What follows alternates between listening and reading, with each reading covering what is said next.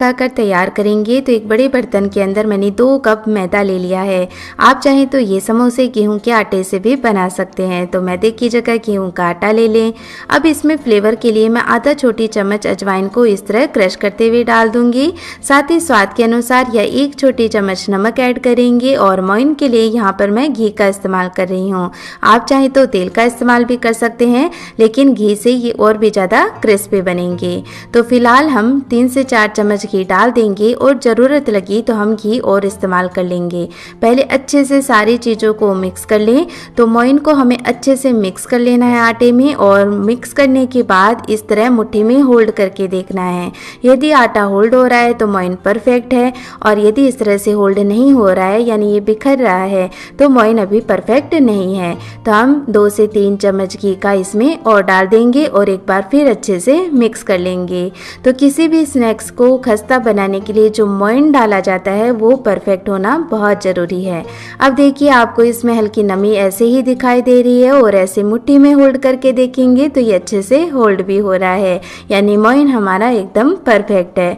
तो बस अब थोड़ा थोड़ा पानी डालते हुए इसका सख्त आटा लगा करके हमें तैयार करना है।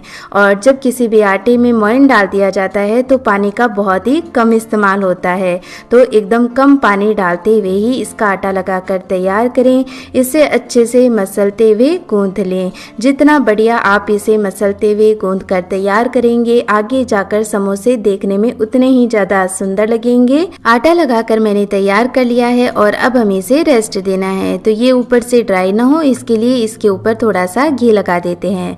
अब कवर करके इसे 15 से 20 मिनट ऐसे ही रख देते हैं, तब तक हम स्टफिंग तैयार कर लेंगे। तो इसके लिए मैंने 5 मीडियम साइज के उबले हुए आलू लिए हैं। आलू को उबाल कर अच्छे से ठंडा करने के बाद ही इस्तेमाल करें। गरम आलू का इस्तेमाल नहीं करना है। अब एक कद्दूकस की सहायता से हम इन्हें कद्दूकस कर लेते हैं ताकि आलू के बड़े टुकड़े इसमें ना रहें। आप चाहें तो इन्हें मैश करके भी ले सकते हैं। बस ध्यान रखना है अच्छे से आलू को मैश कर लेना है ताकि बड़े टुकड़े ना रहें। तो इससे आगे हमें पिन व्हील समोसा बनाने में भी परेशानी नहीं आएगी। तो एक एक करके मैंने सारे आलू कद्दूकस करके तैयार कर लिए हैं। तो अब इसमें हम बाकी चीज़ें भी ऐड कर लेते हैं। तो मैं इसमें डाल रही हूँ 1 से 2 बारीक कटी हुई हरी मिर्च, या जितना आप तीखा पसंद करते हैं उसके अकॉर्डिंग हरी मिर्च ऐड कर लें। 1 छोटी चम्मच डालेंगे अदरक लहसुन का पेस्ट, 2 छोटी चम्मच धनिया पाउडर, आधी छोटी चम्मच काली मिर्च का पाउडर, 2 चुटकी हल्दी पाउडर, 1 चम्मच लाल मिर्च का पाउडर। इसे चटपटा बनाने के लिए डालेंगे 1 चम्मच चाट मसाला, 1 चम्मच ऐड कर लेंगे इसके अंदर गरम मसाला, स्वाद के अनुसार नमक डालेंगे। और अब इसमें बाइंडिंग के लिए डालेंगे 3 से 4 चम्मच चावल का आटा। चावल के आटे की जगह आप कॉर्नफ्लोर, अरारोट या फिर पोहा को ग्राइंड करके उसका इस्तेमाल भी कर सकते हैं। तो ये हमने बाइंडिंग के लिए डाला है। तो जब हम स्टफिंग पिन व्हील समोसा में स्टफ करेंगे और उन्हें तलेंगे तो वो बाहर नहीं निकलेगी, इसलिए इन्हें डालना ज़रूरी है। और धनिया पत्ती डालकर अच्छे से सारी चीज़ों को मिक्स कर लेना है। बहुत ईजीली ये मिक्स हो जाएगा और हमारी बढ़िया चटपटी स्टफिंग बन करके तैयार हो जाएगी। तो स्टफिंग बनाकर हमने तैयार कर ली है, इसे साइड में रख देते हैं। और जो आटा हमने लगा कर रखा था वो भी रेस्ट ले चुका है। तो एक बार फिर इसे हम थोड़ा सा मसलते हुए गूंथ लेते हैं ताकि ये ऊपर से एकदम चिकना हो जाएगा। तो जब हम पिन व्हील समोसा बनाएंगे और उसकी जो ऊपर की लेयर बनेगी वो बहुत ही सुंदर बनेगी, उसमें कोई भी बबल्स नहीं आएंगे। अब इस आटे को मैं 2 पार्ट में डिवाइड कर लेती हूँ और एक पार्ट को हम साइड में कवर करके रख देते हैं और दूसरे हिस्से को इस तरह हथेलियों में गोल गोल कर लेते हैं। तो बस अब रोटी की तरह ही हमें इन्हें बेलना है। तो एकदम पतला बेलकर हमें इसे तैयार करना है। तो इसे बेलते बेलते ही मैंने चौकोर शेप इसे दे ली है ताकि ज़्यादा एक्स्ट्रा कॉर्नर्स हमें इसके कट नहीं करने पड़े। अब जो एक कॉर्नर है वो मैं चाकू की सहायता से कट कर लेती हूँ क्योंकि इसे हमें चिपकाना है। तो यदि ये एकदम सही नहीं होगा तो बाकरवाड़ी है वो चिपक नहीं पाएगी। और ये आप देख सकते हैं इसकी मोटाई। अब जो स्टफिंग हमने बना करके रखी है वो हम इस पर फैला देंगे। तो इस तरह हम थोड़ी थोड़ी दूरी में थोड़ी थोड़ी स्टफिंग रख देंगे तो बहुत ही इजीली इसे फैला पाएंगे। और इस तरह से एक स्पैचुला की सहायता से हम फैला देंगे इसे। तो बहुत ज़्यादा मोटी लेयर भी हमें इसकी नहीं बनानी है। तो जिस तरह मैंने आटे को 2 हिस्सों में डिवाइड किया है, उसी तरह स्टफिंग को भी 2 हिस्सों में डिवाइड करके इसके ऊपर फैला लिया है। और जो लास्ट का कॉर्नर हमने कट किया था, वहाँ से थोड़ा सा हमने इसे खाली रखा है, क्योंकि इधर से हमें इसे चिपकाना है। अब हम एक स्लरी या घोल तैयार करेंगे। तो इसके लिए एक बोल के अंदर मैं 2 चम्मच मैदा ले रही हूँ। मैदे के अंदर थोड़ा सा डालेंगे पानी और इसे अच्छे से मिक्स कर लेंगे। तो ये घोल बनाकर हम इस लास्ट कॉर्नर पर लगा देंगे। तो इससे जब हम पिन व्हील समोसा बनाएंगे तो लास्ट का कॉर्नर चिपकने की वजह से जब हम उन्हें तलेंगे तो वो तेल में खुलेंगे नहीं तो यदि ऐसे ही छोड़ दिया तो ये तेल में खुल जाएंगे और पूरी शेप इसकी बिगड़ जाएगी। तो इस तरह ये पेस्ट है वो लास्ट के कॉर्नर पर लगा देंगे।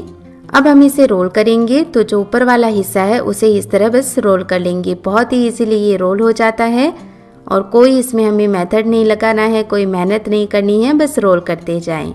तो यहाँ पर बहुत ज़्यादा लेयर्स भी इसकी नहीं बनानी है, नहीं तो जो अंदर की लेयर्स होती हैं वो कच्ची रह जाती हैं। तो 2-3 लेयर इसकी बन जाए, बस उतना ही चौड़ाई से बेलें। अब इसे रोल करने के बाद कट कर लेंगे। तो आप इन्हें एकदम पतला भी रख सकते हैं, लेकिन थोड़ा सा मैं इसे चौड़ाई में ही काट रही हूँ। तो इससे क्या होगा कि स्टफिंग है ना वो निकलेगी नहीं तेल में। नहीं तो यदि बहुत ज़्यादा पतला हम इसे काट देंगे तो स्टफिंग पूरे तेल में फैल जाएगी। तो लगभग इतनी चौड़ाई इसकी जरूर रखें, इससे ये देखने में भी बहुत सुंदर बनेंगे और स्टफिंग भी बाहर नहीं निकलेगी। तो सारा रोल इस तरह पीसेस में काट करके तैयार कर लेंगे। बहुत ही इजीली ये कट जाता है। यदि बीच में आपका नाइफ चिपक रहा है स्टफिंग की वजह से तो आप नाइफ पर थोड़ा तेल लगा लें। तो ये सारा रोल मैंने काट करके तैयार कर लिया है और देखिए कितनी सुंदर लग रही हैं ये आलू बाखरवाड़ी। और काटते समय इसकी शेप थोड़ी सी बिगड़ जाती है, तो हाथ से थोड़ा सा सेट कर लें। तो बस सारे जो पीसेस हैं इसी तरह से आलू रोल बना करके कट कर लेंगे। यहाँ पर मैं इसे प्रेस नहीं कर रही हूँ, नॉर्मली इसे प्रेस करके भी तला जाता है, लेकिन मैं इसे ऐसे ही रख रही हूँ ताकि ये देखने में और भी ज़्यादा सुंदर लगे। तो ये सारे पीसेस हैं वो मैंने बना करके तैयार कर लिए हैं। देखिए अभी से ये देखने में कितने ज़्यादा सुंदर लग रहे हैं।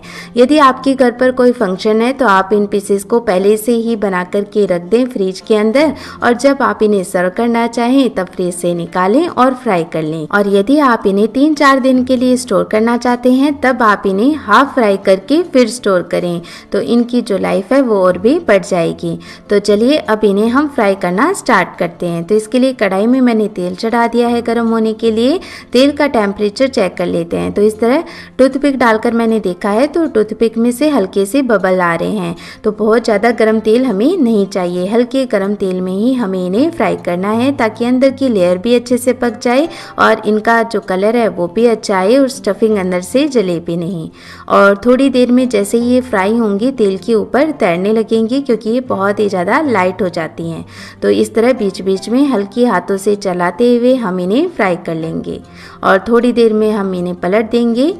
तो अब देखिए स्टफिंग है वो अच्छे से सेट हो गई है और स्टफिंग बिल्कुल भी इनमें से बाहर नहीं निकली है और एक भी जो समोसा है वो खुला भी नहीं है। तो इस तरह छोटी छोटी बातों का ध्यान रखते हुए आप ये पिन व्हील समोसा बनाएंगे तो बहुत ही इजीली बना भी पाएंगे और खाने में भी टेस्टी लगेंगे। अब ये अच्छे से लाल लाल हो गए हैं, काफ़ी अच्छे फ्राई हो गए हैं। तो एक स्ट्रेनर में मैं इन्हें ले लेती हूँ ताकि एक्स्ट्रा ऑयल भी इस कढ़ाई में निकल जाए। और ये एक बैच मैंने बना करके तैयार कर लिया है और सेम तरीके से हम दूसरा बैच भी फ्राई करके तैयार कर लेंगे। देखिए देखने में